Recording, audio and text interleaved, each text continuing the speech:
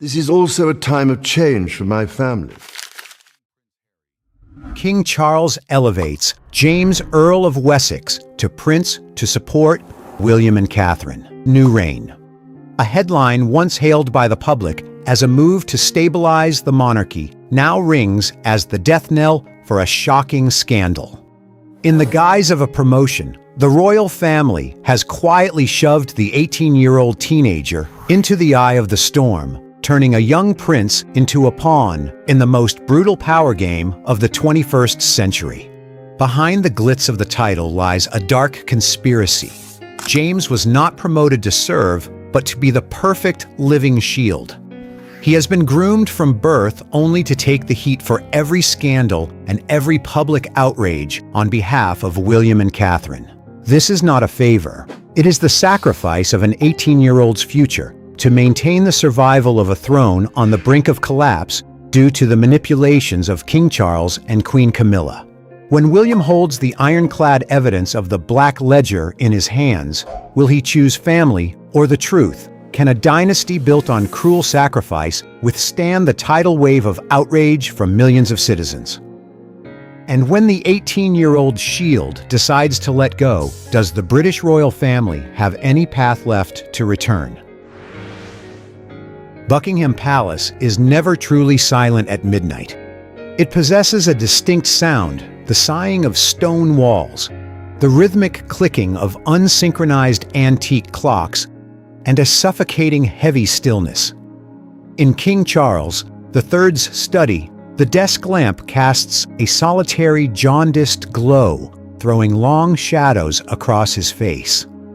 King Charles does not sleep. He has not slept peacefully since the day he ascended the throne. Anxiety is always lurking, creeping into every dream, reminding him of a fracturing crown. On the oak desk, which has witnessed countless decisions that altered the nation's fate, only a single sheet of paper remains. No thick files, no tedious procedures, just one decree. Beside him, Camilla sits silently in the shadows of the corner. She does not look at him. Her eyes are glued to the dying embers in the fireplace. Her presence is both a pillar of support and a reminder that every mistake he makes will be witnessed and even exploited by her. Charles looks at the name written on the paper, James, his nephew.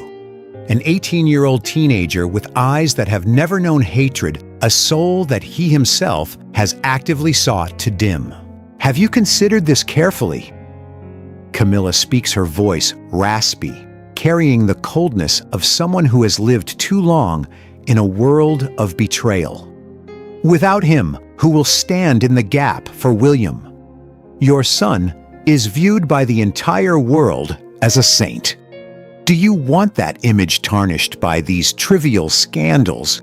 The scandals that should have been yours, mine, or anyone else's in this crumbling family? Charles does not answer. He feels his palms slick with sweat. He knows what he is doing. He is not just bestowing a title. He is stamping a seal onto the life of a child he once called nephew. He recalls the image of young James, the boy who used to laugh and run across the lush green lawns of the estate. That child now is merely a tool. A necessary tool to maintain the illusion of eternity that he is struggling to protect. If he does not push James out as a shield, public outrage waiting like a predatory beast will soon descend upon William and Catherine. And he cannot let that happen. William is the last hope. Catherine is the final symbol.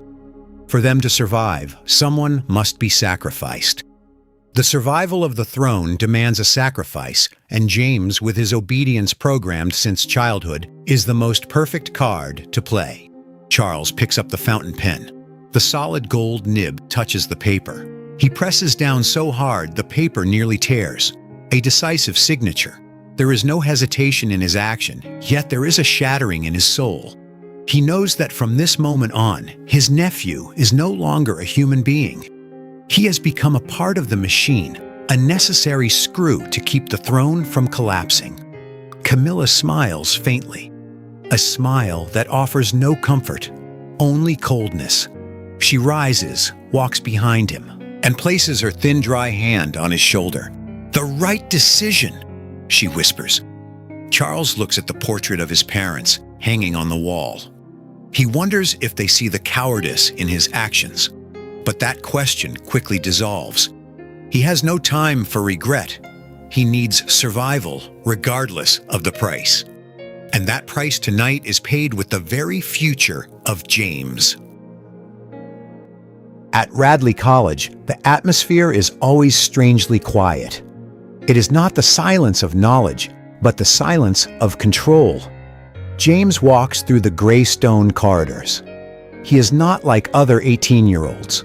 While his peers are laughing and dreaming of free futures, James lives in a glass cage.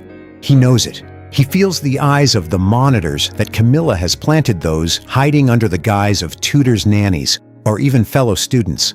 Every movement of James is molded. They do not teach him how to lead. They teach him how to be a puppet. They teach him how to smile when attacked, how to remain silent when questioned, and how to bow gracefully even when his self-respect is being trampled. Once James asked his teacher why he had to participate in tedious volunteer projects instead of studying what he liked, such as art or architecture. The very next day, that teacher disappeared, replaced by a new face, more stern and cold. James did not need to ask any more questions. He understood that in this family, curiosity is a sin. Every one of his volunteer projects is a stage play, a path cleared of obstacles, free of tough questions, and above all, no room for the truth. He must learn to wear a mask of gentleness of an 18-year-old who is devoted and harmless. James looks at himself in the mirror every morning. His eyes grow more empty by the day. He remembers his childhood when he was allowed to run, allowed to trip on the grass without being scolded. Now, every trip must be calculated. It must be a graceful stumble, so the public feels pity, not so they ask questions. He feels like a hawk with clipped wings placed in a golden cage, waiting for the day to be thrown into the storm so the larger birds can fly safely in the calm wind. The monitors constantly remind him of a responsibility. But James knows it is not responsibility. It is oppression. Every night he lies in his lavish yet cold room, listening to the footsteps of the guards outside his door. He is not a prince. He is a prisoner with a title, someone stripped of the right to make mistakes, the right to rebel, and the right to live his own life. He knows that his 18th birthday was not the day he matured, but the day he began to serve as a scapegoat. James once hoped that when he grew older, they would let him go. But they did not. They tightened the net. They controlled what he ate, who he met, even the books he read. He is an expensive toy, polished clean for display, and when needed, he will be thrown into the fire to cleanse the stains of others. James's loneliness does not come from having no one around. It comes from the fact that everyone around him is his captor. He began to practice silence, a terrifying silence. In that silence, he observed. He observed how they manipulated, how they staged the dramas, how they used his name as a commodity to trade for power. And within him, something died. His last shred of innocence was stripped away by the very people who were supposed to protect him. James understood that he had no future. His future had been sold from the night King Charles's fountain pen touched the paper.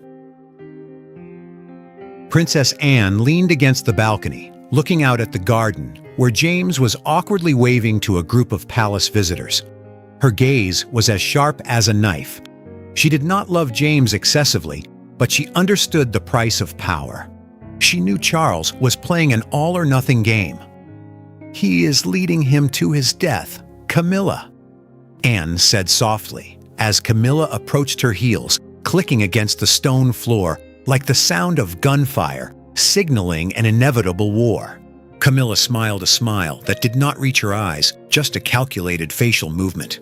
He is part of the royal bloodline, Anne. He must contribute. Charles needs stability. Anne turned her eyes boring into Camilla.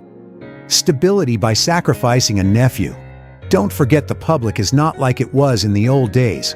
They are no longer blindly believing these stage plays. If James collapses, this entire palace will collapse with him. He thinks he is building a wall, but he is actually igniting a fire himself. She walked away, leaving Camilla standing there with an indifferent expression. Anne knew she could not stop it, but she had been quietly watching. In the corner of the hallway, William had heard the entire dialogue. William did not just listen. He was piecing everything together. He saw James's withered spirit, and he saw how his father and Camilla were setting the trap.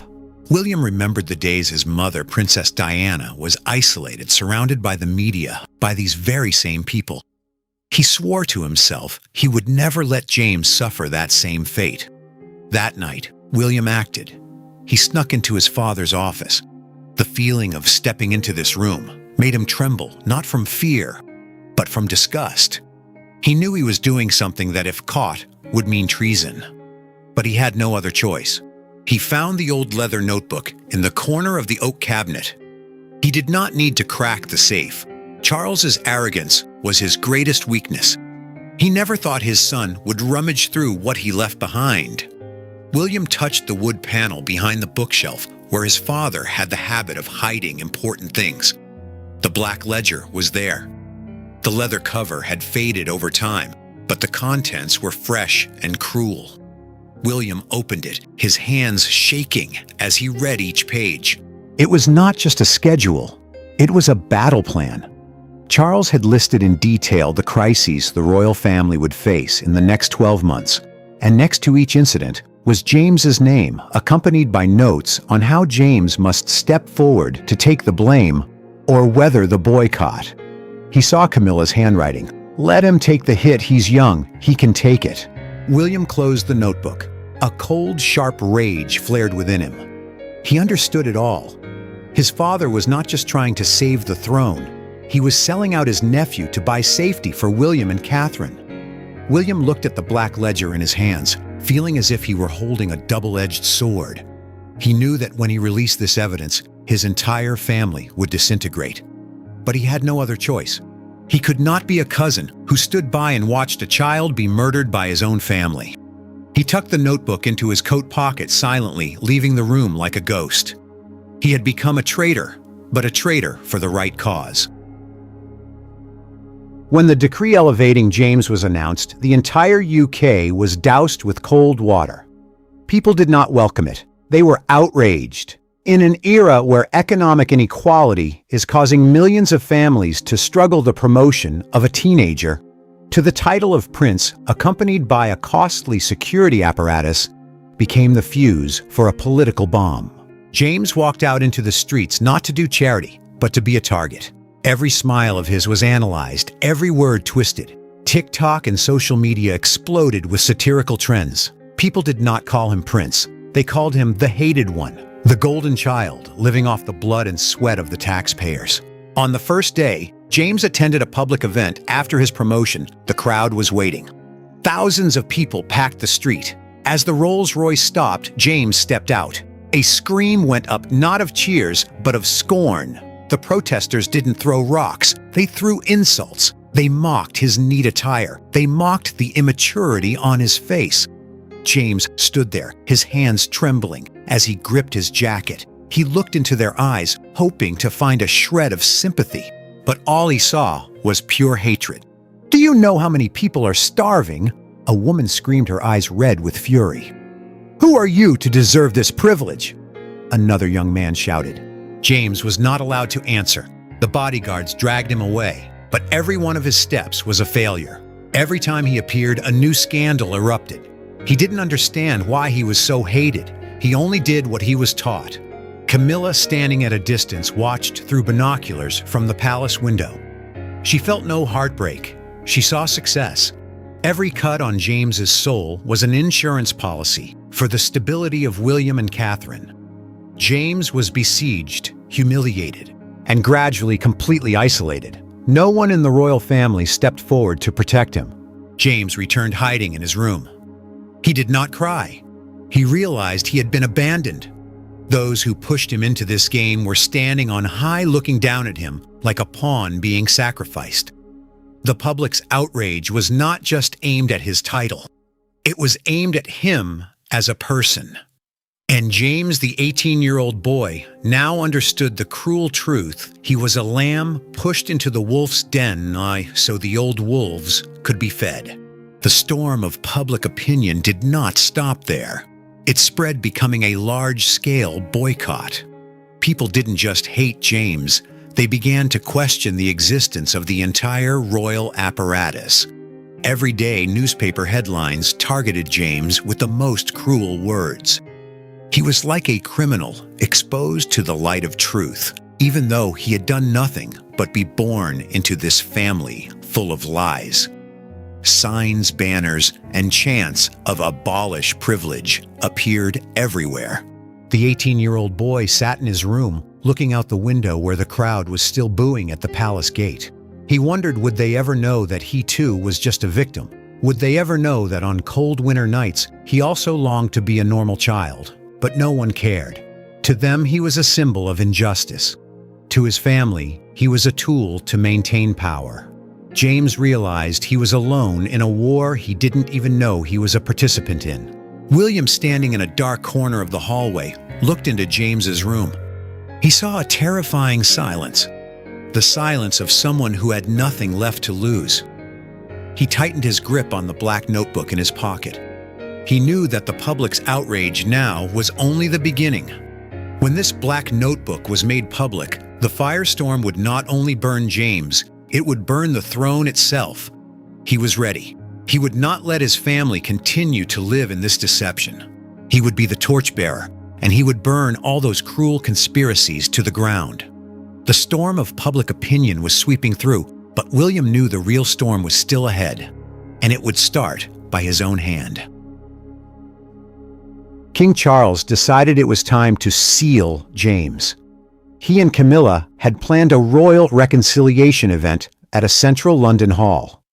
This was no ordinary event. It was a perfectly staged theater to turn James into the model of submission. Camilla had forced James to memorize a speech in which he had to accept all the blame for the recent scandals, call himself a naive child in need of guidance, and declare absolute loyalty to King Charles. William watched it all from backstage. He saw James in formal attire, looking like a doll drained of all life. Camilla was standing there adjusting James's collar, with hands trembling with excitement. She believed that after tonight, James would be forever imprisoned in the scapegoat shell she had designed. No one could save him. No one could pull him out of this path anymore. Camilla's confidence was so high that she began to lower her guard. She did not notice William quietly communicating with the event's technical team. William did not need to hack anything. He only needed the authority of an heir. He asked the operations team for the big screen behind the stage to allow him to check the visual system before the event began. They did not refuse him. That was the only mistake they made. William had prepared an image file, not malware, not spyware, just pages of the diary scanned from the Black Ledger. He had arranged them in a cruel sequence from Camilla's directives to the lists of scandals assigned to James. To the disgusting comments about how they looked down on the public. The event began. The stage lights blazed. Thousands of eyes were fixed on James. King Charles walked out waving to the crowd with a triumphant smile. He believed that after tonight his reign would be consolidated by the sacrifice of his nephew. James stepped up to the podium, his breathing shallow, cold sweat breaking out on his temples. As he opened his mouth to read the cruel lines that Camilla had forced him to say, lines that belittled himself and humiliated his mother, William knew the moment had arrived. He stood quietly beside the control panel, his finger hovering over the button. He did not feel fear. He felt a cold release. As James was reading the passage, "I take full responsibility for my personal mistakes." The crowd below began to murmur. Resentment spread through the air. They did not want an apology from a child. They wanted the truth. William looked at Camilla. She was smiling a smile of terrifying smugness. Just as James hesitated, William pressed the button. The large screen behind the stage suddenly changed scenes. It was not an image of James, but a clear scan authentic to every pen stroke of the black ledger. It appeared huge, overwhelming, taking up the entire view of the square. Camilla's handwriting was clearly visible. Push him forward on the 15th. Let the public surround him. Keep William's name clean. The entire audience went silent for a split second. A deathly silence. Then a roar rose up like a thunderclap. Those holding cameras began shooting continuously. Those live streaming on their phones screamed in astonishment. The truth was no longer a rumor. It was ironclad evidence. It was displayed before thousands of people under the light of undeniable truth. King Charles was stunned. He turned to look at the screen. His face turned as pale as a corpse. Camilla, the woman who always maintained composure even in storms, now took a step back, her eyes wide with terror. She looked around, searching for an escape, an explanation, but there was nothing. Only the looks of contempt from the public staring right at her. James, who was still standing on the podium, looked up at the screen. He saw his name, saw the lines they had written about him, as if he were just an animal in a cage. A surge of electricity ran down his spine. It was not fear. It was an awakening. He did not continue the speech. He threw the paper to the floor. The paper fell softly, but in the silence of thousands of people, it sounded like a gunshot. "I am not the one at fault," James said into the microphone, his voice no longer trembling. "This was their plan." The roar of the crowd exploded. It was no longer a murmur. It was a fury. They were no longer screaming at James. They were screaming at King Charles and Camilla.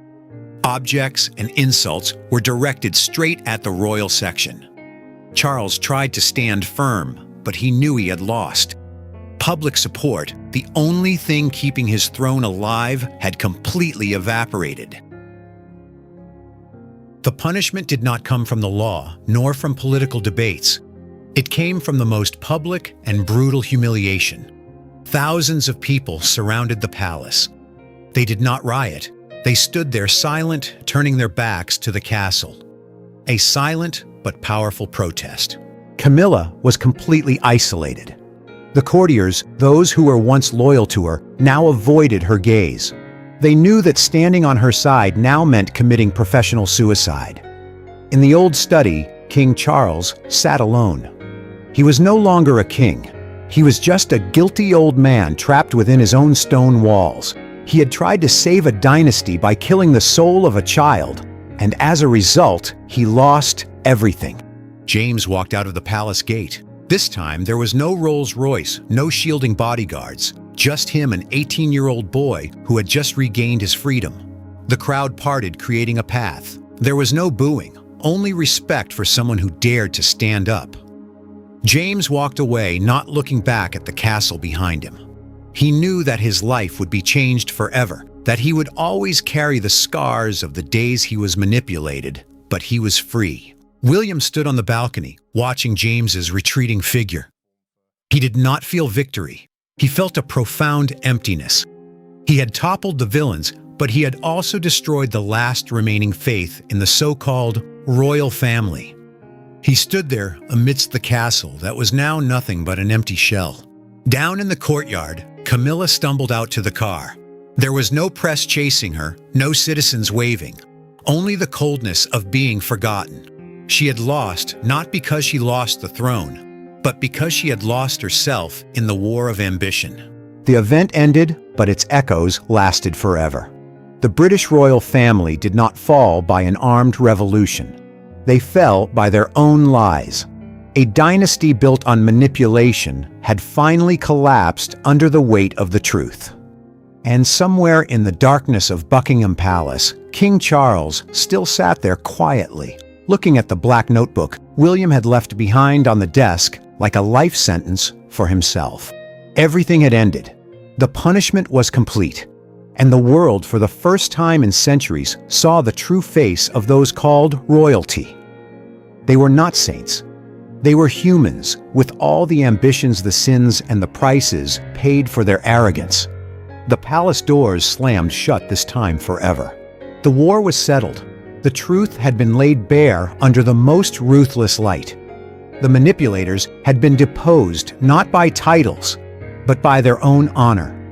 James was free, but he was the only one who saw through the disintegration of a family. King Charles and Camilla had to live their remaining days in isolation and shame. This was not a happy ending. This was just punishment for those who turned kinship into a tool of power. James has escaped the golden cage, but the scars of a stolen youth will remain forever. How do you think the 18-year-old boy will choose to live to forget the past? Will he ever truly find peace? Or will he forever be haunted by the label of scapegoat that the royal family branded him with? Share your thoughts with us in the comments section. Remember to like, share, and subscribe for more. Also, click the next video showing on your screen. You will enjoy it.